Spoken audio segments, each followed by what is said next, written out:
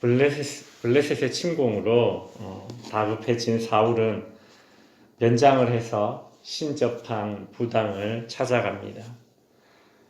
오늘 읽진 않았지만 어제 본문이었죠. 8절에 보시면 사울이 무당에게 한 사람을 불러 올리라 이렇게 말하는데, 이것은 이 당시 이 지역에서 영혼을 불러내기 위해서 구덩이를 파고 음식을 제물로 바치고 다시 땅을 덮고 그 주문을 외웠던 그런 그 당시의 무속 행위를 가리키고 있습니다.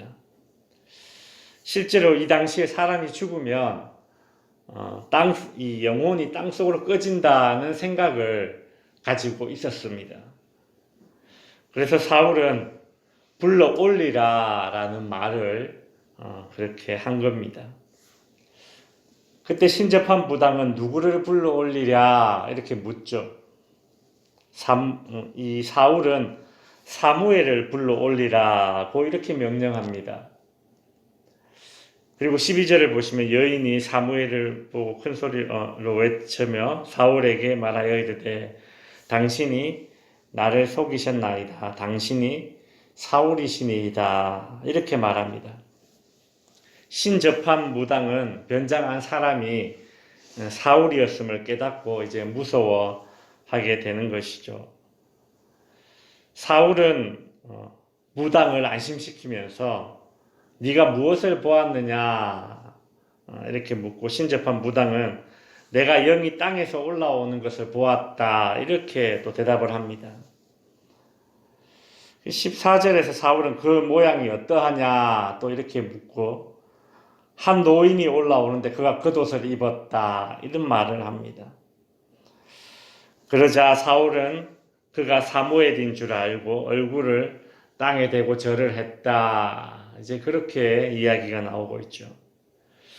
이 둘의 대화로 보아서 신접한 무당은 이 사무엘의 모습을 하고 있는 이 영을 볼 수 있지만 사울은 그 모습을 볼 수 없다라는 것을 알 수 있습니다.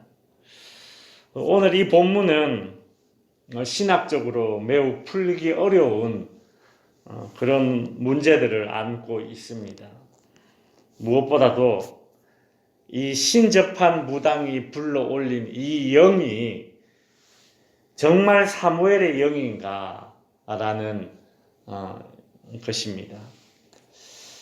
실제로 이것이 사무엘의 영이다라고 주장하는 그런 신학자들은 15절부터 19절에 나오는, 우리가 읽진 않았지만 살펴볼 것입니다. 이 15절부터 19절에 나오는 이 사무엘과 사울의 이 대화를 통해서 이것이 사무엘이 살아생전에 사울에게 했던 말들을 하고 있다. 그러니 이것이 사무엘의 영이 맞을 것이다. 이렇게 주장합니다. 특별히 19절에 보시면 여호와께서 이스라엘을 너와 함께 블레셋 사람들의 손에 넘기리니 내일 너와 네 아들들이 나와 함께 있으리라. 여호와께서 또 이스라엘 군대를 블레셋 사람들의 손에 넘기시리라. 이런 예언을 했는데 실제로 이 예언이 이루어지기 때문에 사무엘이 맞을 것이다. 이런 주장을 합니다. 그리고 이제 반대 주장도 있습니다. 신접한 여인이 불러 올린 이 사무엘은 사무엘을 가장한 거짓 영이다. 이렇게 보는 견해입니다. 성경은 거짓 영도 앞날을 예언할 수 있는 능력을 가지고 있음을 분명히 알려주고 있습니다. 신명기 13장 1절에서 3절에 보시면 너희 중에 선지자나 꿈꾸는 자가 일어나서 이적과 기사를 네게 보이고 그가 네가 말한 그 이적과 기사가 이루어지고 너희가 알지 못하던 다른 신들을 우리가 따라 섬기자고 말할지라도 너는 그 선지자나 꿈꾸는 자의 말을 청종하지 말라. 이는 너희의 하나님 여호와께서 너희가 마음을 다하고 뜻을 다하여 너희의 하나님 여호와를 사랑하는 여부를 알려하사 너희를 시험하심이라 라는 말이 나오고 있습니다. 그리고 마태복음 7장 22절에서도 우리 주님은 이렇게 말씀하셨습니다. 그날에 많은 사람이 나더러 이르되 주여 주여 우리가 주의 이름으로 선지자 노릇을 하며 주의 이름으로 귀신을 쫓아내며 주의 이름으로 많은 권능을 행하지 아니하였나이까 하리니. 단순히 기적을 일으키고 그리고 미래를 맞출 수 있다고 해서 그것이 다 하나님이 역사하시는 것은 아니다라는 얘기입니다. 하나님은 거짓 선지자의 입술을 통해서도 하나님 당신의 뜻을 알리시기도 하시죠. 대표적인 예가 바로 발람 선지자의 경우가 아니겠습니까? 그래서 우리 교단의 신학적인 입장은 무엇인가 하면 오늘 본문에 나오는 신접한 무당이 불러올린 이 영은 진짜 사무엘의 영혼이 아니라 사무엘을 가장한 거짓 영으로 보는 것입니다. 이제 말씀을 정리해 보겠습니다. 사울은 하나님께 기름 부은 사람이었습니다. 그가 하나님께 기름 부음 받아서 사무엘상 11장에 보면 한때 사울은 여호와의 신에 감동되어 예언까지 했던 사람입니다. 그런데 그런 사울이 여호와의 목소리를 청종하지 아니하다가 결국 하나님의 이 뜻을 알려고 하나 하나님의 뜻을 들을 수 없는 자가 되죠.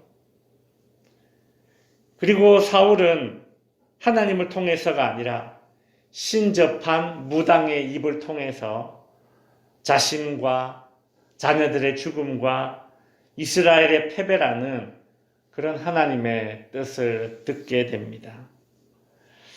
여러분, 이것은 얼마나 비참하고 초라한 일입니까? 마치 직장에서 아랫 사람의 입을 통해서 회사에서 잘린다라는 그런 통보를 듣는 것처럼 참 수치스럽고 비참하고 초라하죠. 아니, 그 이상 아니겠습니까?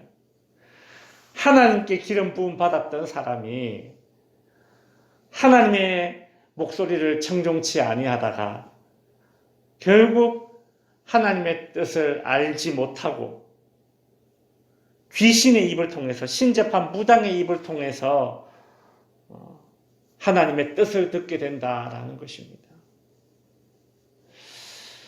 성도 여러분, 제가 어제 말씀에서 이런 말씀을 드렸죠. 하나님의 뜻을 알 수 없을 때에는 명백하게 하나님이 기뻐하시는 것을 하면 된다.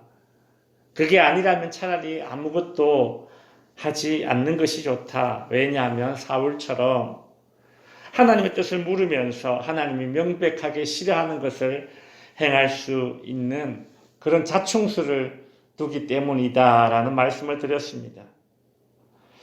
오늘 본문을 통해서 저는 이런 생각을 해봅니다. 그렇다면 하나님이 명백하게 기뻐하시는 것이 무엇일까라는 것이죠. 이것은 이 사무엘상하 전체의 핵심 구절입니다. 그것은 무엇인가 하면 사무엘상 15장에 나오는 말씀이죠. 순종이 제사보다 낫고 듣는 것이 수량의 기름보다 낫다라는 말씀입니다.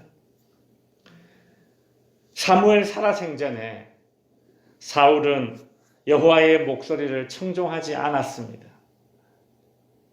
그리고 나서 지금 때늦게 하나님의 뜻을 알려고 하지만 알 수 없게 되는 것이죠. 그래서 어떻게 되었나요? 신접한 무당의 입을 통해서 하나님의 뜻을 듣게 되는 그런 비참함에 이르렀습니다. 성도 여러분, 하나님이 명백하게 기뻐하는 것, 말씀에 대한 순종과 청종 아니겠습니까? 오늘 그렇게 살아야 됩니다. 오늘을 순종과 청종으로 살아서 나의 매일이 하나님의 뜻이 실현되는 그런 삶을 살아갈 수 있는 우리 덕지교회 성도님들 될 수 있기를 주님의 이름으로 축원드립니다.